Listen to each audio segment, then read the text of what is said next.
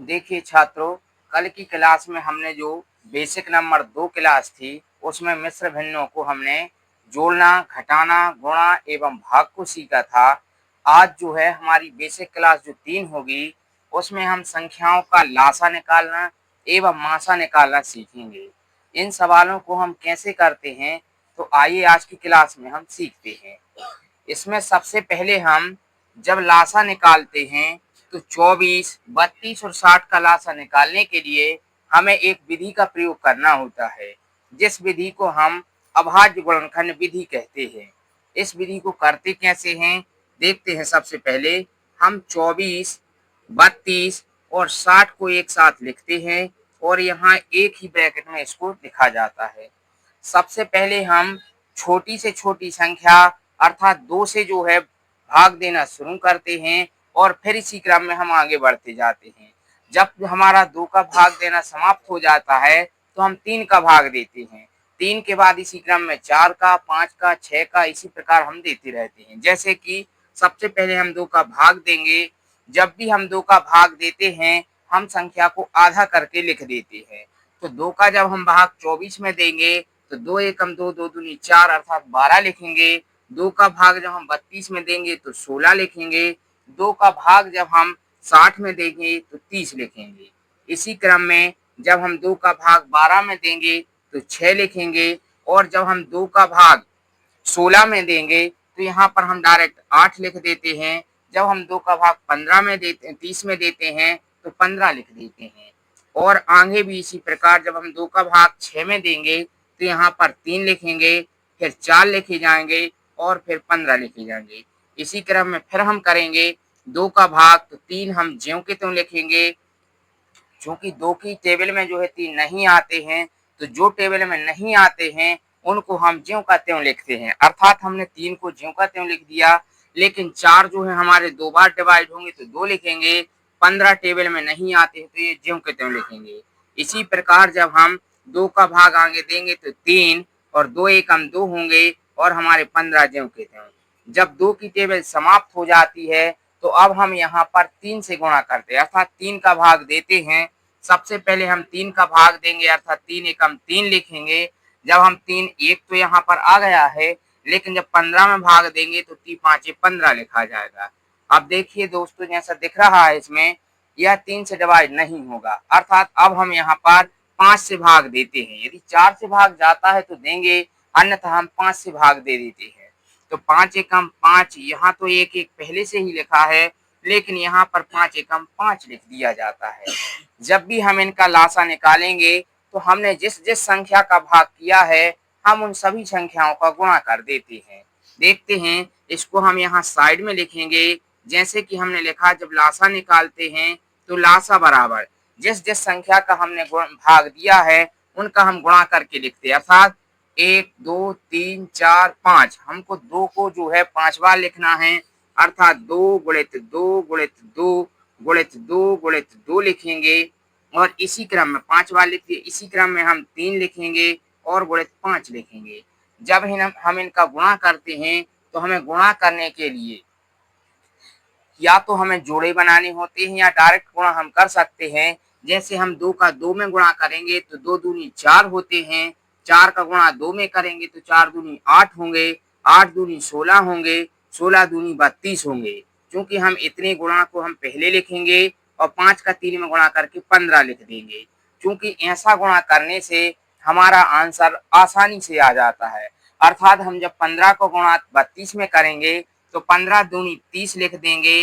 हासिलाई में जो है 3 लिखे जाएंगे, अर्थात 15 3 45 करेंगे और 3 हासिलाई वाले इसमें जोड़कर अर्थात 480 लिख देंगे। तो देखिए, 24, 32 और 60 का लासा जो है हमने कितनी आसानी से 480 निकाल दिया।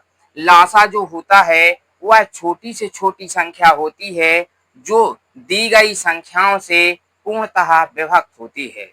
अब इसी क्रम में हम जब दूसरे सवाल को करेंगे तो इसमें भी हम वही नियम लगाएंगे जो हमने पहले सवाल में लगाया है। अर्थात हम सेकंड सवाल को देखते हैं। सबसे पहले हम 36, 54 और 72 को एक साथ लिखकर हम यहाँ पर भाग देना शुरू करते हैं। हमारा सबसे पहला स्टेप 2 से भाग देना होता है, अर्थात 2 का भाग देने पर 36 के आधे लिख देते अर्थात 18, यहाँ पर लिखे जाएंगे 27 और यहाँ पर लिखे जाएंगे 36। इसी क्रम में फिर आगे चलेंगे, 2 का भाग देने पर 18 के आधे 9 लिखेंगे और यहाँ पर 27 ज्यों के त्यों लिखेंगे और 36 के आधे हम 18 लिख देंगे। इसी क्रम में हम 2 से फिर डिवाइडेशन करेंगे, अर्थात यहाँ तो 9 लिखे जाएंगे, यहाँ 27 लिखेंगे और यहाँ पर जो है हम कितना लिखेंगे, 2 से डिवाइड करेंगे तो यहाँ पर 9 लिखेंगे। अब हमें साफ साफ दिख रहा है कि आगे 2 का डिवाइडेशन नहीं होगा, अर्थात हम 3 से भाग देते हैं। 3 से भाग देने पर 3 त्रिका 9 होंगे, 3 नाम 27 होंगे और 3 त्रिका 9 होंगे। फिर से हम 3 से डिवाइड करेंगे, अर्थात 3 एकम 3 लिखेंगे, 3 त्रिका 9 लिखेंगे, 3 एकम 3 लिखेंगे। इसके बाद और भी हमारा आंसर होगा जो 3 एकम 3 लिखेंगे और यहाँ के 3 एकम 3 और यहाँ का जो है एक ज्यों का त्यों लिख दिया जाता है। हमें तब तक भाग करना होता है जब तक कि हम एक एक ना लाएं। यहाँ भी हम जो है 5 से भाग देने पर यहाँ 1 लिखना था, सॉरी। अब इसके बाद देखेंगे यहाँ पर जब इनका गुणा करेंगे तो गुणा के लिए हमें यहाँ बाजू से जो है जगह चाहिए होती है, लेकिन यहाँ जगह ना होने के कारण हम यहाँ लिखते हैं। देखिए तो लासा में जब हम इनका गुणा करेंगे तो सबसे पहले हमें 2 2 2 अर्थात 3 बार है, तो यहाँ पर हम 2 गुणित 2 गुणित 2 और बाकी के जो है हमारे 3 गुणित 3 लिखे जाएंगे, अर्थात यहाँ पर 3 गुणित जगह ना होने के कारण हम यहाँ नीचे लिख देंगे। इससे कोई अंतर नहीं होता, हमारे लिए तो सिर्फ गुणा जरूरी होता है। तो हम यहाँ पर जब गुणा करेंगे तो 2 का 2 में 2 दूनी 4 होते हैं, 4 दूनी 8 होते हैं और 8 तीरी 24 होते हैं। हमने पहले इन सब का गुणा करके 24 लिख लिया और नीचे वाला गुणा 3 त्रिका 9 लिख देंगे। जब हम यहाँ पर गुणा करेंगे अर्थात 9 चौके 36 होंगे, हासिलाई में 3 होंगे और 9 दूनी 18 और 3 21 होंगे। मतलब हमारा करेक्ट आंसर जो होगा 216 होगा। हमने पहले ही बताया था जो लासा की डेफिनेशन होती है वह छोटी से छोटी संख्या जो सवाल में दी गई संख्याओं से पूर्णतः विभक्त होती है, अर्थात 216 से छोटी वह कोई भी संख्या नहीं होगी जो 36, 54 और 72 से विभाजित हो जाए, अर्थात हमारा सही आंसर जो है 216 होगा।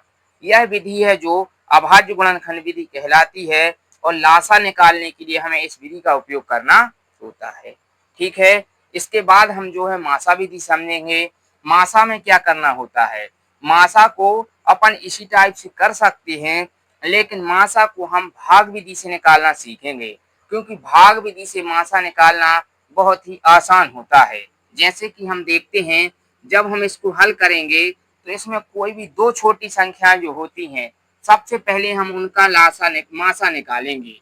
जैसे कि हमें 14 और 35 दिया गया है, फिर इसके बाद 56 है।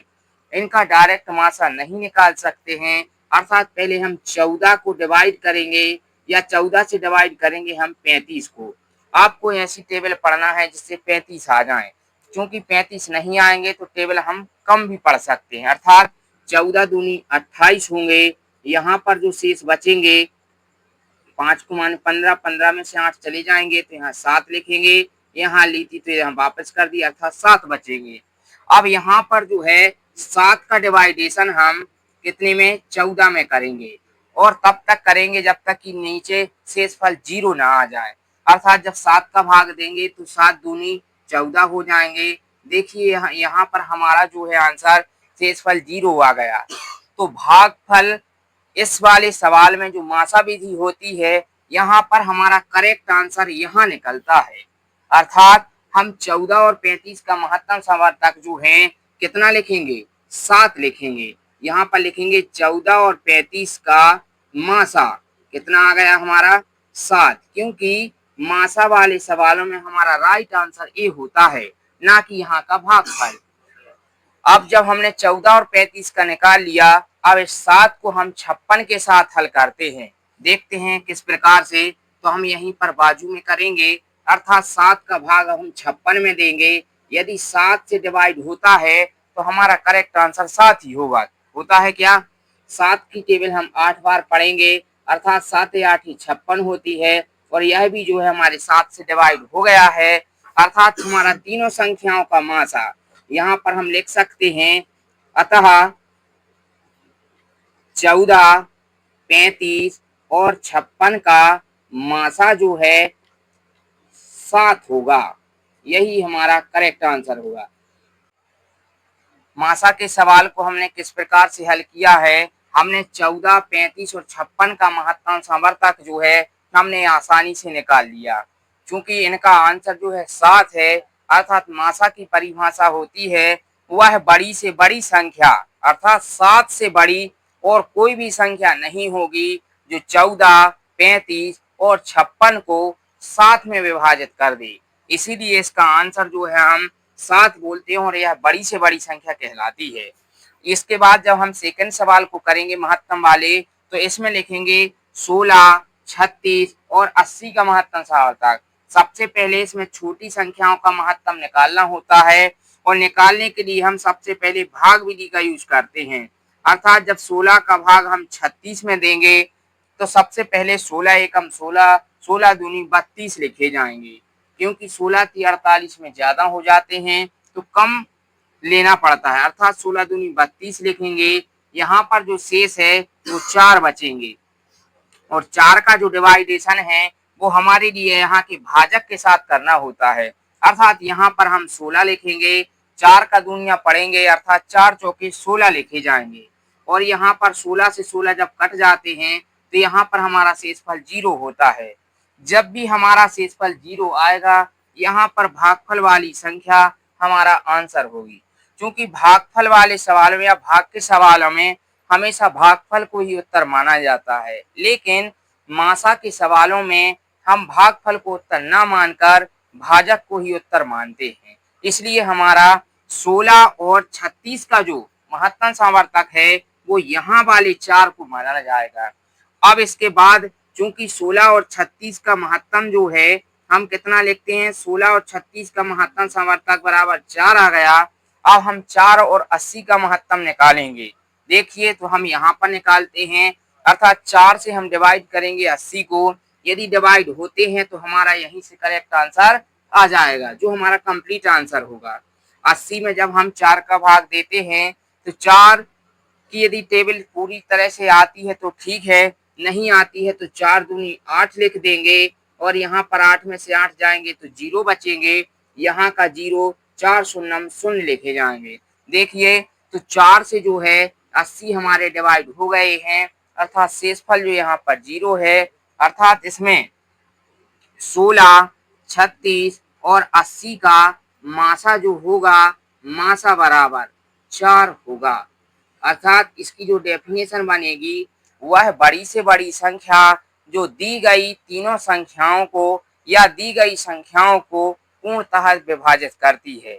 अर्थात 4 से बड़ी कोई संख्या नहीं होगी जो 16, 36 और 80 को पूर्णतः विभाजित करे। ठीक, आज की क्लास में हमने लासा और मासा के सवालों को सीखा है। इसके बाद जो हमारी कल की क्लास रहेगी बेसिक नंबर 4, इसमें हम दशमलव की संख्याओं का जोड़ना, उनका गुणा और उनका भाग सीखेंगे। ठीक, धन्यवाद।